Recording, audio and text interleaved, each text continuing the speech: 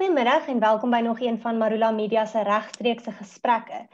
Op 26 Maart, dis nou presies 2 weke gelede, het die tydperk van algehele afsondering begin. En dit was in 'n poging om die verspreiding van COVID-19 op te slaan. Saam met hierdie tydperk is 'n stel regulasies gepubliseer waaraan burgers moet voldoen. Nou dit sluit in waar jy mag wees, waar jy mag ry, wat jy mag koop en selfs watter nuus jy mag versprei. Indien jy nie aan hierdie regulasies voldoen nie, kan jy 'n boete van tot R5.000 opgelê word of selfs tronkstraf van tot 6 maande opgelê word. Maar baie van ons is nie seker heeltemal presies wat hierdie tydperk behels of wat hierdie regulasies sê nie. En ons het ook baie vrae van ons lesers gekry oor baie van hierdie regulasies. Nou by ons vandag is Connie Mulder, hy is hoof van Solidariteit se Navorsingsinstituut. En hy gaan vir ons bietjie net meer insig gee oor wat hierdie tydperk behels en ook van ons vrae oor hierdie regulasies beantwoord. Baie welkom Connie. Dankie Elaine. So eerstens wil ons net weet hierdie regulasies met betrekking tot die ramptoestand en algehele afsondering.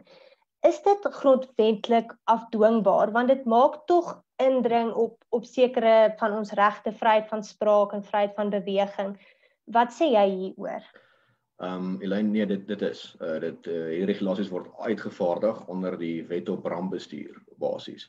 Spesifiek die minister wat dit moet doen is minister Nkosazana Dlamini-Zuma, die samewerkende regering, en sy het daai proklamasie geteken. So dan wat gebeur is, jou grondwetlike regte binneperk natuurlik reg op lewe en so nou nie, maar reg op beweging en daai goeders kan ingeperk word ten einde dan nou 'n ramptoestand aan te spreek. Die minister het eintlik nogal breedvoerige regte onder daai wat hulle kan doen. Hulle mag byvoorbeeld die vloei van goedere na die rampgetuisterde area beheer. Hulle mag beweging van mense na die rampgetuisterde area beheer. Hulle kan in daai self, hulle kan skole sluit indien nodig. Gewoonlik wel verklaar mense 'n ramp op 'n spesifieke area soos 'n munisipaliteit of 'n provinsie. Maar in hierdie geval waar meer as een provinsie geraak word deur dieselfde, dan verklaar jy 'n nasionale ramptoestand. En dit is gewoonlik 'n proklamasie verklaar hom outomaties vir 3 maande, maar hy kan vroeër opgehef word indien die minister dan nou sou so besluit dat die ramptoestand verby is. So nee, dit is wettig en dit is afdwingbaar inderdaad. Goed.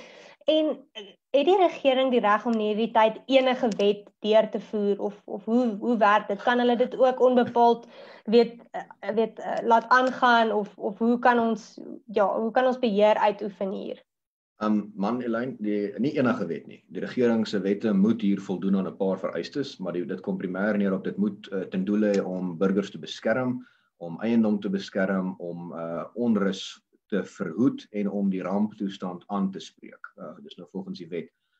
Wat impliseer as hulle 'n wetgewing maak wat nie daarmee of regulasies gaan maak wat nie daarmee strook nie, dan is daar vir jou 'n regsroete wat jy kan gaan en kan sê maar hierdie help nie of hierdie is nie iets wat pas hierby nie.